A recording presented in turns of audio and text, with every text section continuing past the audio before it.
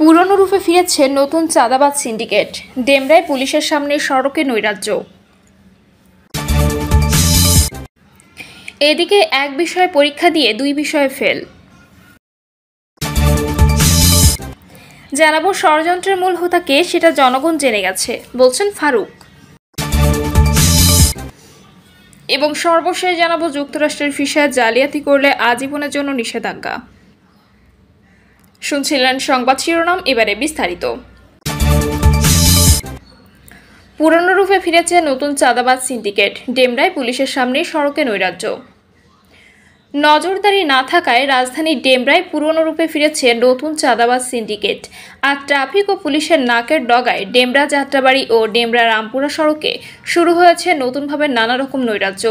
ওই দুটি সড়কেই অবৈধ পার্কিং, বাস, লেগুনা ও সিএনজি অটোরিকশা স্ট্যান্ড করে ব্যাপক চাঁদাবাজি শুরু করেছে একটি মহল। এতে প্রতিনিয়ত সড়কে যানজট লেগেই থাকে, অথচ ট্রাফিক পুলিশ এসব দেখেও না দেখার ভান করে। অভিযোগ রয়েছে, অভ্যুত্থানের পর ডেমরায় আওয়ামী লীগের নেতাকর্মীদের চাঁদাবাজি বন্ধ হলেও নতুন সিন্ডিকেট শুরু হয়েছে ব্যাপক চাঁদাবাজি।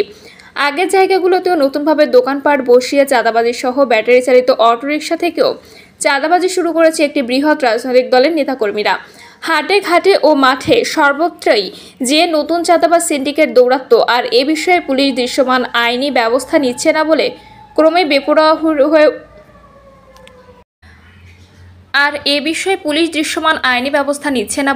বেপরোয়া হয়ে উঠেছে ওইসব সিন্ডিকেট। তবে ঢাকা 5 আসনে বিএনপি মনোনয়ন প্রত্যাশী নেতারা এলাকার চাঁদাবাজ সিন্ডিকেটের চাঁদাবাজি না করার কঠিন হুঁশিয়ারি দিলেও মানছে না সংশ্লিষ্টরা। সরজমিনে দেখা গেছে, ট্রাফিক পুলিশের সামনে রাজধানীর প্রবেশদ্বার ব্যস্ততম ডেমরা যাত্রাবাড়ি ও ডেমরা রামপুরা সড়কে যত্রতত্র যাত্রীবাহী বাস, সিএনজি অটোরিকশা, লেগুনা সহ অন্যান্য যানবাহনের পার্কিং করা হচ্ছে। এতে সড়কে প্রতিনিয়ত সৃষ্টি হচ্ছে যানজট। অভিযোগ রয়েছে, পরিবহন সেক্টরে নানা অনিয়ম, অব্যবস্থাপনা ও পার্কিংয়ের স্থান সংকটে ট্রাফিক পুলিশ ম্যানেজ করে সড়কে যত্রতত্র যানবাহনের এসব অবৈধ পার্কিং করা হচ্ছে। এতে প্রতিনিয়ত সড়কে জটলা বেঁধে দীর্ঘ যানজটের সৃষ্টি হয়, অথচ প্রতিদিন স্টাফ কোয়ার্টার দিয়ে অন্তত 10 লক্ষাধিক মানুষ চলাচল করে। সরেজমিনে আরও দেখা গেছে, ডেমরা যাত্রাবাড়ি সড়কের চৌরাস্তা থেকে ডিএনডি খালের পাশ দিয়ে স্টাফ কোয়ার্টার পর্যন্ত অপ্রশস্ত সড়কের এক পাশ দখল করে থাকে যাত্রীবাহী বিভিন্ন কোম্পানির বাস। ওই সড়কে ডিএনডি খালের উপর পাকা ব্রিজ পার হলেই চোখে পড়ে অবৈধ যাত্রাবাহী লেগুনা স্ট্যান্ড। পাশাপাশি একইভাবে স্টাফ কোয়ার্টার, হাজী হোসেন প্লাজা মার্কেটের পশ্চিম দিকেও পার্কিং করে রাখা হয় যাত্রীবাহী বাস। পূর্ব পাশে ডেমরা যাত্রীবাহী সড়কে লেগুনা স্ট্যান্ড, মার্কেটের প্রধান সড়কের সামনে অবৈধ জেলা সিএনজি অটোরিকশা স্ট্যান্ড, তার পূর্বে অন্য রুটের জেলা সিএনজি অটোরিকশা স্ট্যান্ড। এদিকে ডেমরা রামপুরা সড়কের হাজী হোসেন প্লাজা মার্কেট সংলগ্ন পূর্ব পাশে স্টপেজের দোহাই দিয়ে প্রতিনিয়ত একের পর এক বাস পার্কিং করে যাত্রী উঠানো হয়। একইভাবে ওই সড়কের অপর পাশে হাজী গফুর মার্কেটের সামনে যাত্রী নামানো হয়। তবে ডেমরা রামপুরা সড়কের দুপাশে অবৈধ জেলা সিএনজি অটোরিকশা স্ট্যান্ড এখন গলার কাটা হয়ে দাঁড়িয়েছে। এদিকে ডেমরা যাত্রীবাহী সড়কের স্টাফ কোয়ার্টার সংলগ্ন পাকা ব্রিজ ও নিচে দুই পাশেই অবৈধ দোকানপাট বসানো হয়েছে। এসব দোকানপাট থেকে চাঁদাবাজি অব্যাহত রেখেছে কতিপয় দখলদাররা। এ বিষয়ে ডেমরা থানার ভারপ্রাপ্ত কর্মকর্তা মোহাম্মদ মাহমুদুর রহমান বলেন, সড়কে বিশৃঙ্খলা সহ সবকিছু নিয়ন্ত্রণের দায়িত্ব ট্রাফিক পুলিশের। তবে ডেমরায় চাঁদাবাজদের কোনো ঠাঁই হবে না। তারা যে কোনো দল বা মতের হোক না কেন, চাঁদাবাজিতে কোনো খবর এলে সংশ্লিষ্টদের গ্রেপ্তার করে আইনের আওতায় আনা হবে। আর ঊর্ধ্বতনদের নির্দেশনা অনুযায়ী দ্রুত সময়ের মধ্যে ডেমরায় চাঁদাবাজ সিন্ডিকেট ভেঙে দেওয়া হবে। এ বিষয়ে ডেমরা ট্রাফিক জোনের ট্রাফিক ইন্সপেক্টর মোহাম্মদ সুলতানকে তার হোয়াটসঅ্যাপ ও মোবাইল ফোনে খুদে বার্তা পাঠানো সহ একাধিকবার ফোন দিলেও তিনি ফোন রিসিভ করেননি। এক বিষয়ে পরীক্ষা দিয়ে দুই বিষয়ে ফেল। নাটোরের বড়াই গ্রামে আরাফাত সরকার নামে এক শিক্ষার্থী এক বিষয়ে পরীক্ষা দিয়ে দুই বিষয় ফেল করেছে। আরাফাত বড়াইগ্রাম পাইলট উচ্চ বিদ্যালয় থেকে কারিগরি শিক্ষা বোর্ডের অধীন IT support and IoT basics ট্রেডে এসএসসি পরীক্ষা দিয়েছিল। সে উপজেলার জলন্দা গ্রামের আব্দুল কুদ্দুসের ছেলে। বিদ্যালয় সূত্রে জানা গেছে, আরাফাত 2024 সালের এসএসসি পরীক্ষায় 15টি বিষয়ে পরীক্ষা দিয়ে শুধু রসায়নে অকৃতকার্য হয়। 2025 সালে পরীক্ষায় সে শুধু রসায়ন বিষয়ে পুনরায় পরীক্ষায় অংশ নেয়। গত 10 জুলাই প্রকাশ হওয়া ফলাফলেও সে ফেল করে। পরবর্তীতে অনলাইন ট্রান্সক্রিপ্ট বের করে দেখা যায় সে রসায়ন ছাড়াও কৃষি বিষয়ে ফেল করেছে।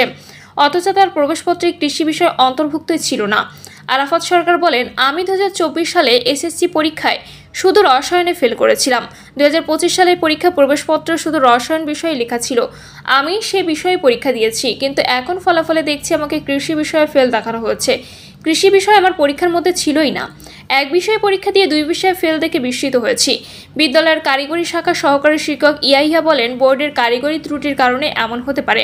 বিদ্যালয়ের প্রধান শিক্ষক মোহাম্মদ মাহবুবুর রহমান বলেন, আমি বিষয়টি শুনেছি, এ বিষয়ে খোঁজ নিচ্ছি, আমরা বিষয়টি বোর্ড কর্তৃপক্ষকে জানাবো। ষড়যন্ত্রের মূল হোতা কে সেটা জনগণ জেনে গেছে, বলছেন ফারুক। নির্বাচন ব্যাহত করার ষড়যন্ত্র শুরু হয়েছে এবং এর পেছনে কারা রয়েছে দেশের জনগণ তা বুঝে ফেলেছে বলে মন্তব্য করেছেন বিএনপি চেয়ারপারসন উপদেষ্টা জয়নুল আবদিন ফারুক। জাতীয় প্রেসক্লাবের সামনে জাতীয়তাবাদী মোটর চালক দলের মানববন্ধনে তিনি এ কথা বলেন। জয়নুল আবদিন ফারুক বলেন, আমাদের নেতা তারেক রহমানকে অশ্রাব্য ভাষায় গালিগালাজ করা হচ্ছে, এটা কিসের ইঙ্গিত? এটা আসলে নির্বাচনকে ব্যাহত করারই ইঙ্গিত। এ প্রসঙ্গে তিনি বলেন, কিন্তু সব ষড়যন্ত্র আমরা রুখে দেব। ষড়যন্ত্র রুখে দেওয়ার সাহস বাংলাদেশ জাতীয়তাবাদী দলের আছে। এরই মধ্যে ষড়যন্ত্র শুরু হয়েছে।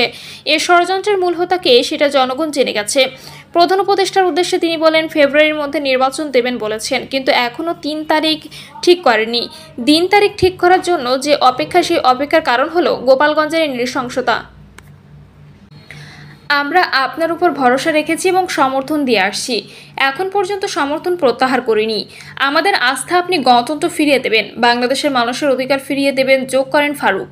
তিনি আরও বলেন, বাংলাদেশের মানুষকে একটি সুষ্ঠু নির্বাচন উপহার দেওয়া আপনাদের দায়িত্ব। সেই দায়িত্ব কারা ব্যর্থ করছে তাদের খুঁজে বের করতে হবে। মানববন্ধনে আরও উপস্থিত ছিলেন বিএনপি চেয়ারপারসন উপদেষ্টা হারুনুর রশিদ সহ আরও অনেকে। যুক্তরাষ্ট্রের ভিসায় জালিয়াতি করলে আজীবনের জন্য নিষেধাজ্ঞা।